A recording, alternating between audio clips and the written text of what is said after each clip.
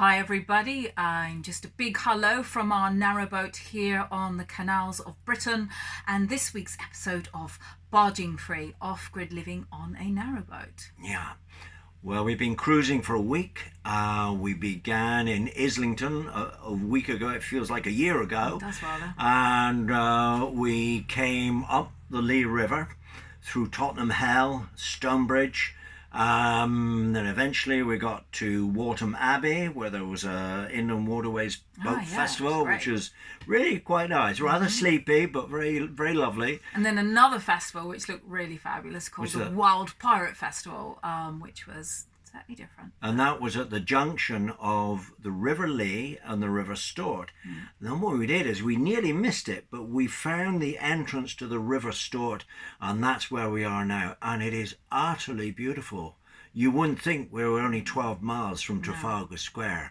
And you know what? We've been wild swimming in a lake this afternoon. I know, it's bloody amazing. And the water has no rubbish in there, no plastic or anything, and it's crystal clear. We were just coming through one of the locks, and this guy said, "Did you know there's a lake behind this lock?" And we said, "Really?" And he said, "Yeah," and it was boiling hot, so we just dashed over, threw our clothes off and jumped in, and it was fabulous. Right. So yeah, paradise. What are we talking about this afternoon? Well, in the middle of paradise, we are about to speak to you about the not so jolly subject of money. We did say we would touch upon this last week, but we are touching upon it because it really was something that motivated us to take that leap, that final or first piece of action, I should say, in moving from our home into the lifestyle we now have, off-grid and on a narrowboat. So at some point, if you are watching this video, I'm guessing you guys are tempted, interested, would kind of like to do it, and are maybe looking for inspiration. So that's what we'd like to give to you today. Now, we found our inspiration by doing something we are calling facing your finances. Sounds grim, but how would you describe that?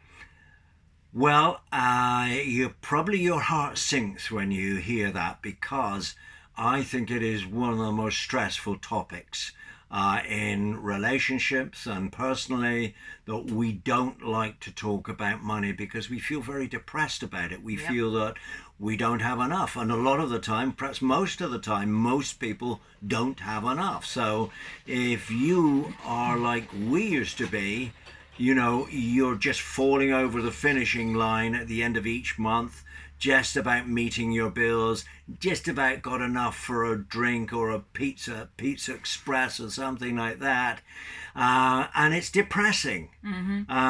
But unless you face your finances and really get a grip on them and know what you're spending and where you're spending it, your finances will run you. It's, well, you know, when we lived in Los Angeles, we went to this great talk, and the woman talked about there being leaks and sludges.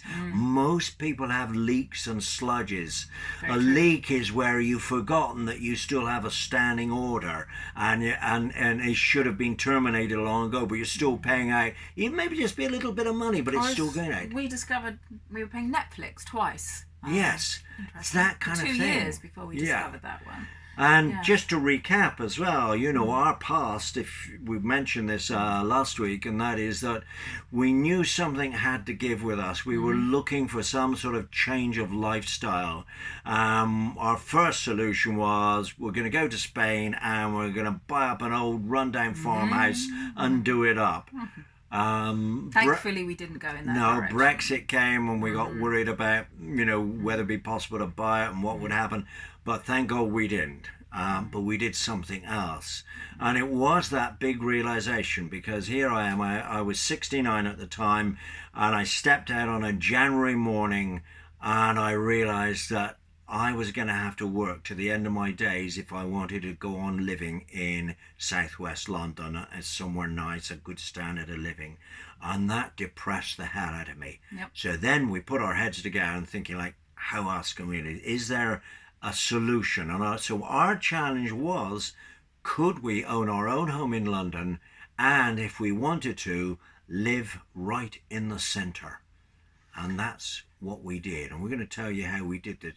But the most important element here is about getting real with your finances. So how do you do that? Well, yes, not easy, especially if you live with somebody like Alan, who is appalling at financial management. Basically, just buys whatever comes into his untrue, head. no. It's absolutely true. Goes into shops, grabs the first thing off the shelf, which of course I then have to take back. Yeah. So Aisha then takes about 2 hours to decide what type of cheese to buy and what loaf of bread and everything else, by which time there's only 5 minutes left to buy everything else. Let's say it's safe to say our attitude to finances is a tiny little bit different. I tend to be, well, you would say over-organised. I would, of course, say perfect.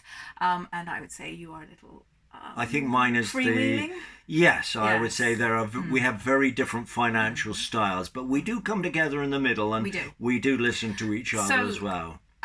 I would say where we did agree was to actually sit down one day, and this is our challenge for you chaps and chapesses, to sit down one day and actually look at everything that we were spending. So we had rent, not a mortgage, so whatever you have.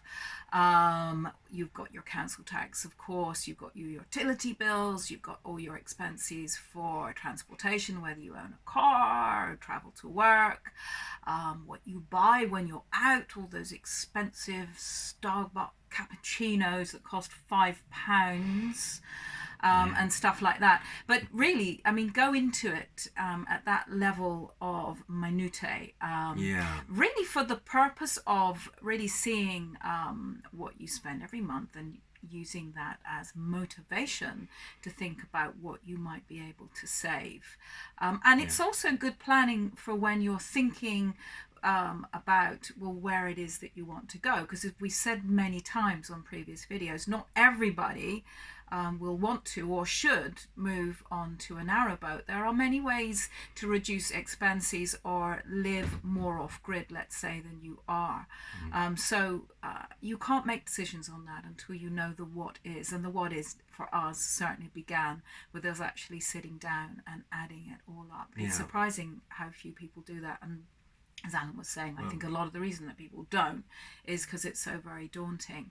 Well, I do come back to that, but I just want to say something else, and that is, you know, we live in a consumer society, and it's a very materialistic society. In other words, the emphasis on buying goods, and especially buying status goods. So Gucci handbags, Mercedes cars, Rolex watches, Armani suits, and so on and so on. And, you know, of course, you get a kind of a buzz, and, you know, hormonally, it's known as a dopamine hit. All right. So you go, oh, I've just bought this new pair of, you know, fantastic shoes, or I've just got this really expensive electric scooter, and you have a buzz, and the buzz lasts for a few hours, a few days, maybe a little bit longer, and you get approval from your friends. But it fades, so then you have to go and find something else. So you have to keep buying. But you see, in order to keep buying, you have to keep making money. In order to keep making money, you have to give up your time.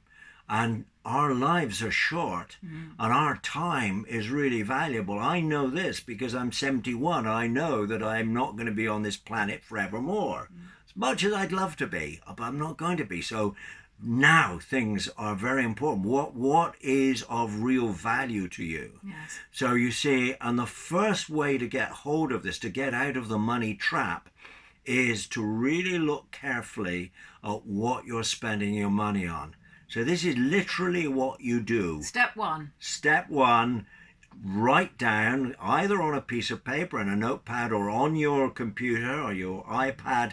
Start to write down exactly, not roughly, but exactly what your rent is per month, exactly what your council tax is. You've got to nail it completely. Exactly what you spend on food, exactly what you spend on socialising, on meals out, on transportation. You get the idea. And look out. We mentioned leaks and sludges. Look out for the go and credit cards. Look at your statement, your bank statement, payments. And say, hang on a minute. Well, this little bit down here, it's only a £5 a month, but what's that for?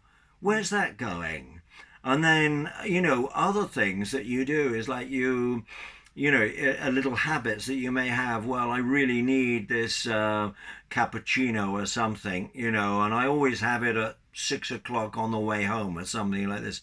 Well, you add those up as well. So you gotta be kind of fairly ruthless here to really get a realistic view. Only then, when you really know what you spend your money on and where it's going and where the leaks and sludges are, can you possibly get control of it. Then you can start to make decisions. But that's your first step.